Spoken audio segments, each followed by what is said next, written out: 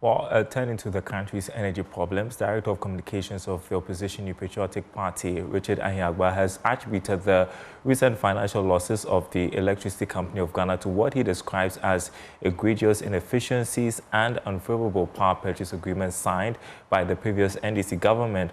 Speaking on Newsfile, Mr. Ahiagba criticized the NDC for entering into agreements that obligated the state to provide fuel to independent power producers without cost recovery mechanisms, a decision he labeled as sinful and economically damaging.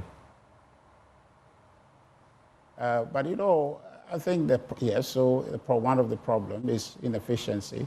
But the other bit is pricing, which has been talked about widely, that it reflects cost of production. And also, I argue that it's leadership, but when it comes to the NDC, it is contractual and is politics. You see, I have not come to settle in my mind why we signed a power purchase agreement where we agree with people that would provide them fuel, okay, which is not to be recovered in terms of the pricing, and that all you would do as an IPP, come, bring your equipment, generate power for us, we'll provide the fuel for you, and then you just bill us. I mean, I don't know who does that. It's sinful. In fact, if I remember, I think the World Bank commentary on this matter is to the extent that it's expensive and it's wrong to sign such power purchase agreement. That's the problem.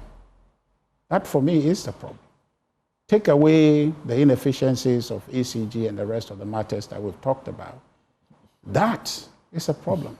Yeah, the World Bank did fault them. And when you came in 2016, this became a major thing in 2017. Yeah. You set up a committee, you remember Philip Addison and the rest of them, all of them there. So should we still be talking about this in 2025? Yes. Yeah, we should be. But you see, the NPP government did what it could to deal with some of the elements of the contract, which is to the extent of the take or pay element of it.